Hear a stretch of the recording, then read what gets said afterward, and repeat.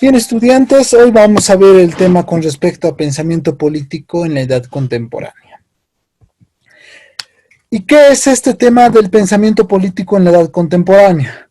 Ya estamos ingresando a lo que sería, dentro de las ciencias sociales, el estudio un poco entre la historia y la cívica, o sea, una mezcla entre el pensamiento político que se tiene, el conocimiento de política y el conocimiento de los saberes cívicos que tenemos las personas dentro de las ciencias sociales, el estudio de las ciencias sociales, con respecto a la evolución del pensamiento de los seres humanos cuando vivimos en sociedad.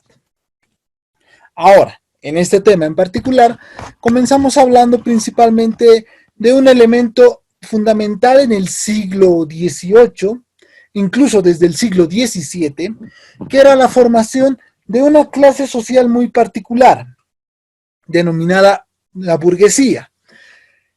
Denominada así por la característica de este grupo social, este estrato social, que se encontraban situados o vivían en los llamados burgos en la Edad Media, unas ciudades intermedias entre las áreas feudales y las áreas agrícolas, pequeñas ciudades que se iban formando principalmente por esta clase social, predominantemente comerciante, una sociedad, un estrato social, un grupo social que no tenía ni la calidad de sirviente o la calidad de siervo, de campesino, ni de esclavo, pero tampoco era un señor feudal, era un miembro de la monarquía.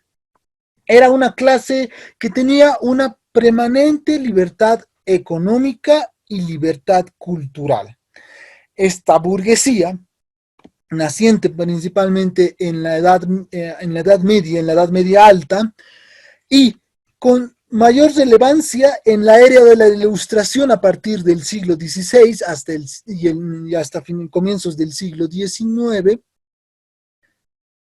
perdón, en el siglo XVII hasta finales, comienzos del siglo XIX, fue base fundamental para el pensamiento político moderno.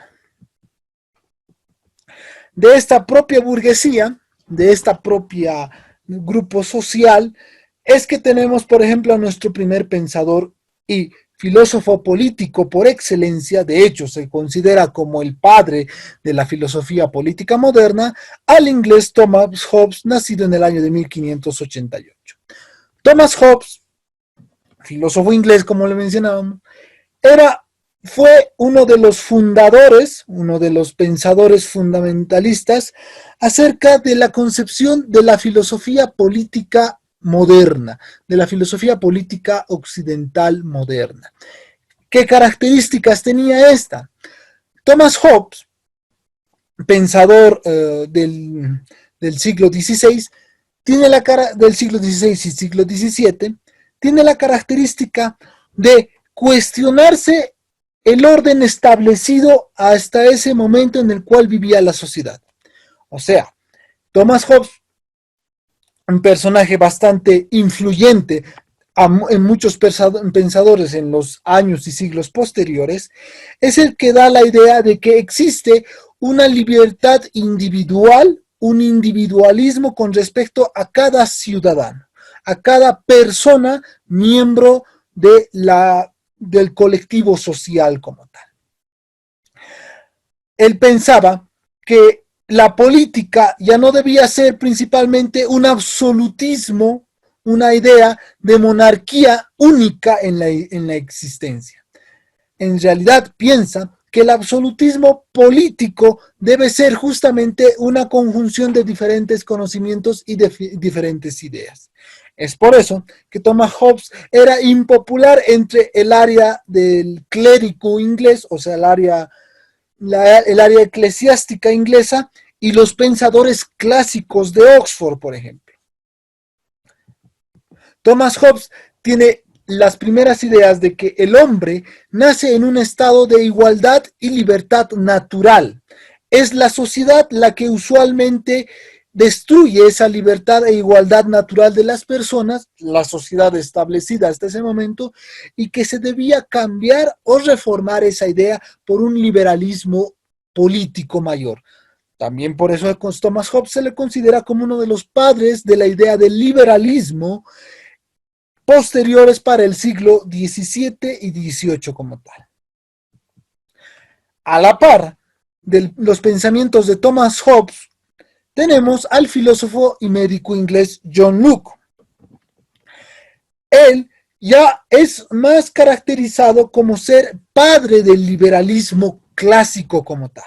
Mientras que Thomas Hobbes era el precursor del liberalismo, de un liberalismo del ciudadano, de la persona, del individuo en la sociedad, John Locke es el que establece los pilares fundamentales para influir además a futuros pensadores con respecto a una reforma básica de la sociedad y de la forma de gobierno, de cómo se debía, cómo estaba establecido, cómo estaba estructurado el Estado.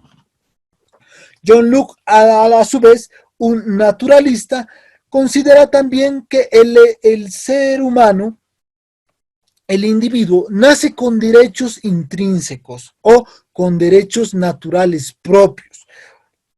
Derechos, por ejemplo, principalmente referidos a el derecho a la libertad, el derecho a la vida y el derecho a la propiedad privada. Estos tres derechos fundamentales que establece John Locke, que da la idea de individuo a cada ciudadano, fueron también justamente las influencias que utilizaron pensadores franceses de la Ilustración años posteriores, que van a dar lugar principalmente a la idea de lo que son la Declaración de los Derechos y la Declaración de las Libertades y de los individuos ya en la época de la Revolución Francesa. Justamente, John Locke fue uno de los que más influenció a los pensadores de la Ilustración a mediados del siglo XVIII, o sea, a mediados de 1700.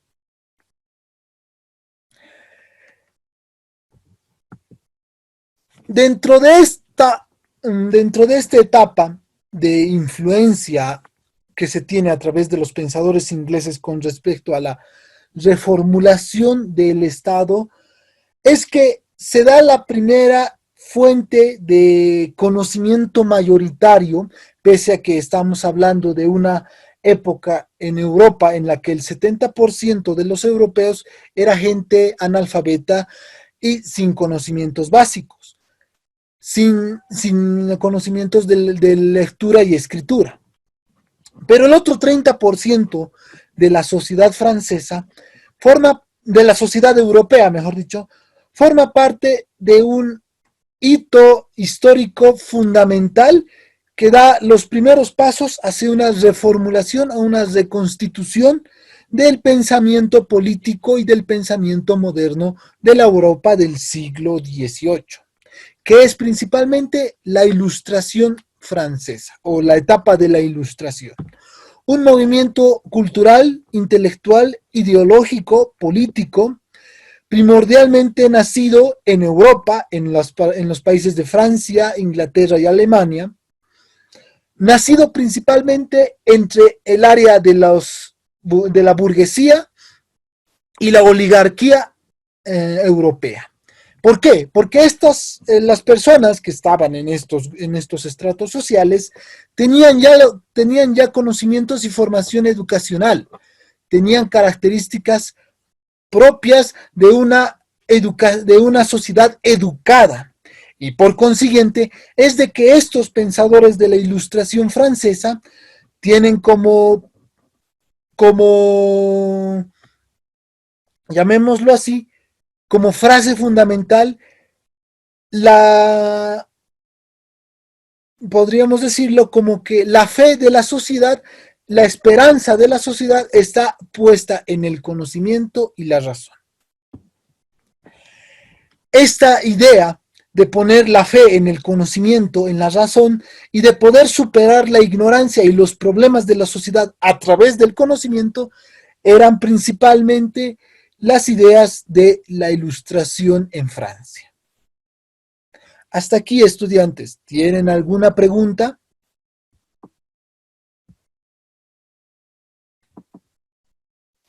Muy bien, no hay preguntas.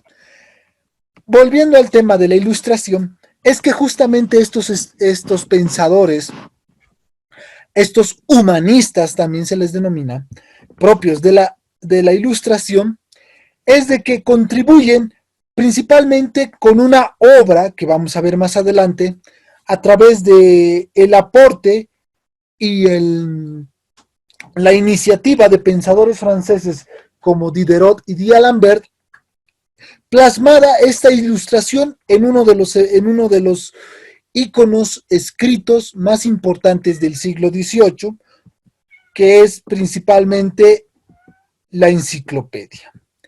La enciclopedia, que es un compendio, en este caso es la Enciclopedia d'Actionnarisation des Sciences des Arts des Métiers. No sé hablar muy bien francés, pero ese es el acento que debemos dar a lo que traduciríamos como la enciclopedia o diccionario razonado de las ciencias, las artes y los oficios de Diderot y D'Alembert.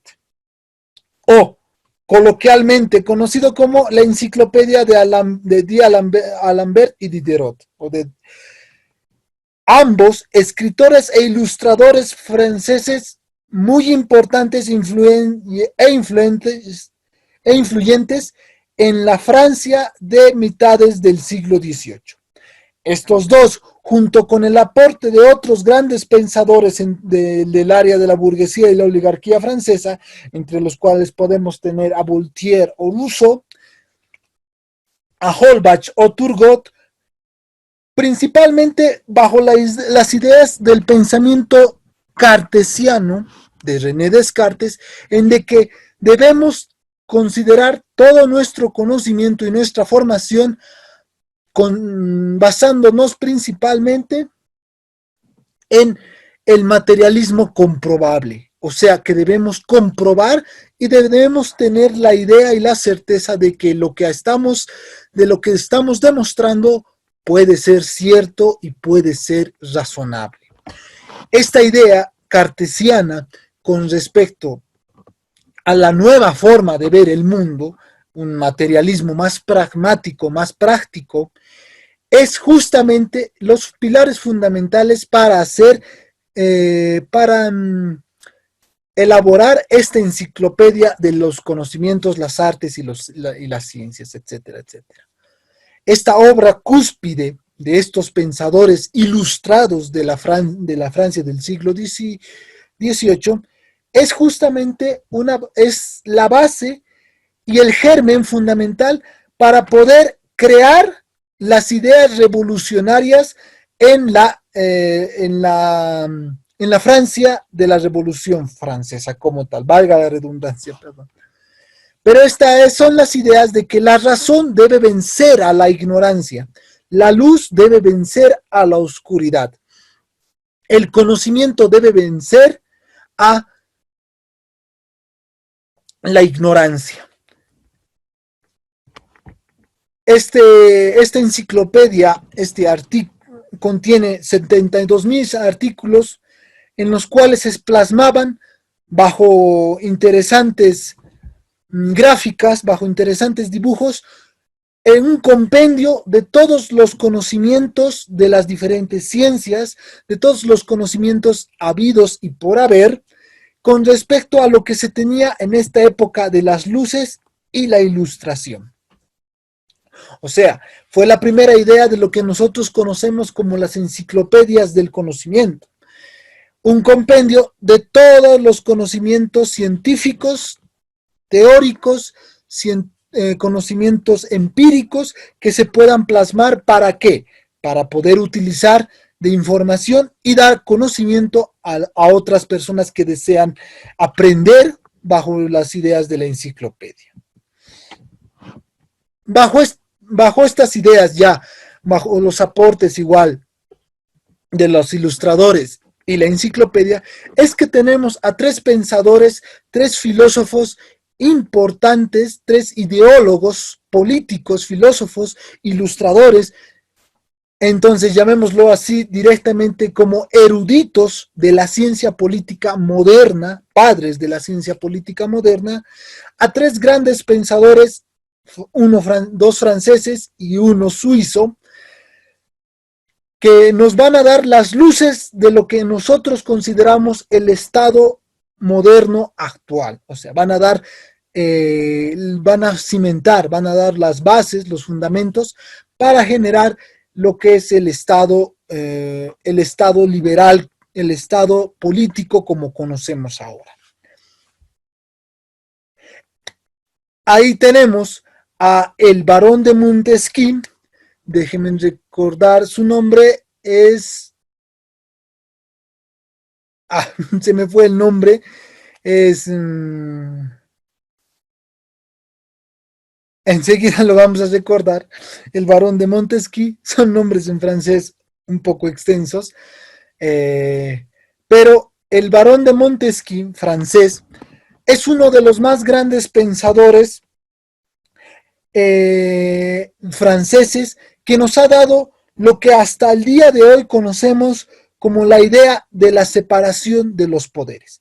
A través de su principal obra, El espíritu de las leyes, obra en la cual él considera, toma el aprendizaje de John Locke con respecto a la división de poderes y lo mejora. ¿Para qué? Para establecer la idea de que los poderes del Estado deben dividirse en tres facciones o en tres poderes como tal: el poder legislativo, el poder ejecutivo y el poder judicial.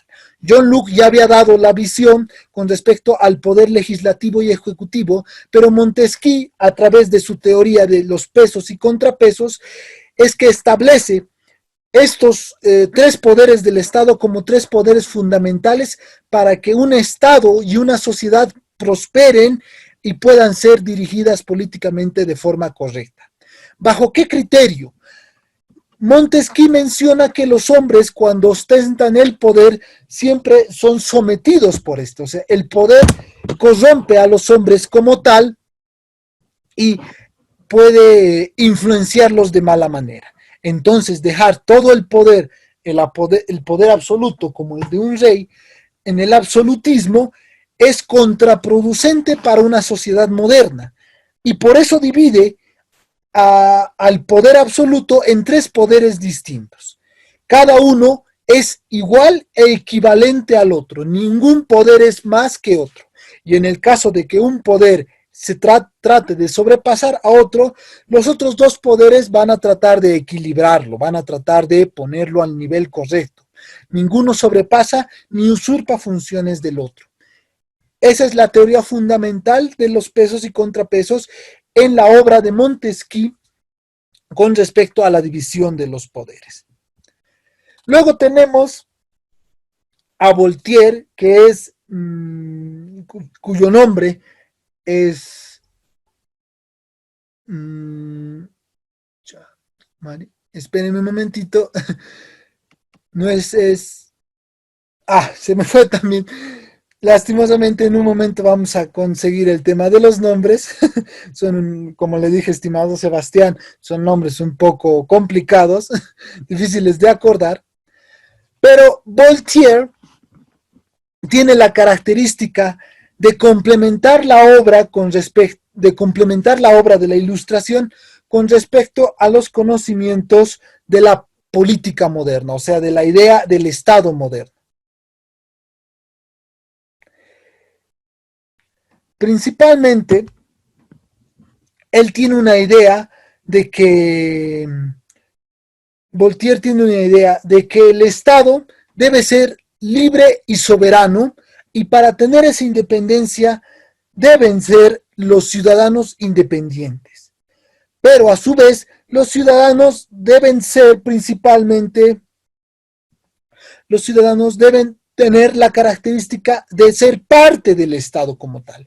El Estado está formado principalmente tanto por ciudadanos como por clase política, o sea, los que ostentan el poder y los que se someten bajo este.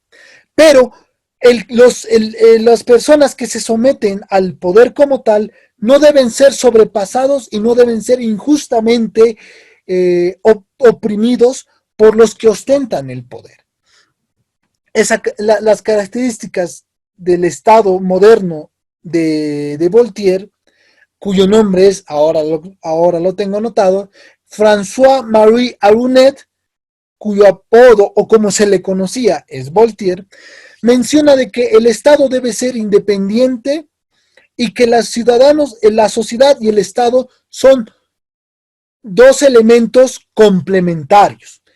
La sociedad es parte del Estado, un Estado no puede existir sin sociedad y una sociedad no puede existir sin Estado como tal. Para eso, para mantenerlo, para solventarlo, es que también establece un régimen de pago de tributos o de impuestos, pero relacionado con respecto a la capacidad de cada ciudadano para poder tributar. O sea, eran las primeras ideas de la tributación con respecto al Estado. Luego tenemos a Jean-Jacques Rousseau, de él siempre me acuerdo bien su nombre, gran ideólogo, pensador, filósofo y humanista suizo, radicado principalmente en Francia, que tiene muchas características, que tiene mucha influencia en el pensamiento humanístico social de la Francia del siglo XVIII. Jean-Jacques Rousseau, principalmente humanista, tiene dentro de sus pensamientos que la sociedad y el ser humano son dos cosas también complementarias, pero que la sociedad como tal está corrompida y corrompe al ciudadano, o sea, corrompe al hombre que nace bueno por naturaleza. El hombre nace sabio, nace un hombre libre, un hombre puro y bueno, conforme a las leyes de Dios, pero la sociedad que está corrompida corrompe al ciudadano como tal, corrompe al humano. Entonces, un hombre en estado natural es un hombre bueno. Y un hombre, cuando está en una sociedad corrupta, se corrompe como tal. Es para eso que Jean-Jacques Rousseau menciona dentro de las ideas del humanismo que la sociedad debe reformularse, debe cambiar. Debemos superar la idea de esa vieja venganza o de esa idea del ojo por ojo y diente por diente y someter nuestras libertades a un poder superior para resolver las controversias. O sea, si a mí me cometen una injusticia, yo no voy a cometer otra injusticia. Voy a someter mi derecho a un poder superior para que éste resuelva los conflictos por mí. Ahí nace la teoría del contrato social. Los hombres entregan parte de sus derechos para tener seguridad jurídica. Eso es lo que plantea Jean-Jacques Rousseau y los pensadores humanistas de la era de la Ilustración principalmente. Estas ideas de que el hombre no debe ser sometido por un poder superior, el hombre es bueno por naturaleza, el hombre vive en sociedad y debe someterse a un poder superior, limitando algunos derechos, pero salvaguardando otros, fueron la idea principal para que después estalle o se inicie la Revolución Francesa. Conocemos a la Revolución Francesa como el evento más importante del siglo XVIII, dado el 5 de mayo de 1789, como el comienzo el fin de la edad moderna, de la Edad Media, el fin de los viejos tiempos y el comienzo de la edad moderna como tal. Fin de la Edad Media y comienzo de la edad contemporánea, etcétera. O sea, pasar de lo que se conocía, de lo que se mantenía, a un momento mayor, a un momento superior. La Revolución Francesa en sí es justamente ese evento en el cual se supera la idea de la monarquía absoluta dada en Francia a través del rey Luis XVI y su esposa María Antonieta, tomando por la fuerza el poder francés, derrocando a la monarquía y estableciendo un gobierno bajo la idea de la democracia y la igualdad de los hombres. O sea, las ideas de la Ilustración, la idea de los pensadores de Montesquieu, Rousseau, Voltaire, ayudaron a germinar esta Revolución Francesa. Esta Revolución Francesa también se dio justamente por las deficiencias y las decadencias, principalmente de un Estado monárquico, una burguesía, o sea, una nobleza y una aristocracia enfrentadas entre sí, pero a su vez emergentes y más pujantes, más fuertes en este periodo. O sea, la clase media alta toma más importancia que la nobleza y la monarquía como tal, y se alía a los grupos más populares, o sea, la clase trabajadora, obreros y campesinos, para derrocar a la monarquía como tal. A su vez, la expansión de estas clases burguesas, las clases populares urbanas, de pensadores, de estudiosos, de ciudadanos que estudiaban en las universidades y en las diferentes escuelas de formación francesa, la expansión de la idea de la Ilustración y la enciclopedia a las grandes masas, y además la crisis económica que afrontaba Francia, ayudaron a generar esta Revolución Francesa. Esta idea de cambio fue justamente la que ayudó a superar la idea de la Revolución Francesa, que fue un conflicto social y político que duró 10 años hasta el golpe de Estado de Napoleón Bonaparte en 1799, dando el fin a esta idea de la Revolución Francesa, a este conflicto social, pero no a la idea como tal, mejor me rectifico, pues, puesto que esta revolución fue germinada y ayudó justamente a la idea de la liberación de las monarquías en todo el mundo, tanto en Estados Unidos a través de la formación y su liberación de sus colonias y su constitución de 1776, y lo que fue justamente la Revolución Francesa en 1789, germinaron las ideas políticas de la democracia como tal y justamente de la soberanía y el gobierno de las masas, el gobierno de del grupo social, de la ciudadanía, a través de justamente la primera idea de la democracia o el gobierno de las masas, el gobierno de todos, ¿verdad? Con esto, estimados estudiantes, habríamos dado conclusión a lo que sería nuestro tema del pensamiento político de la edad contemporánea.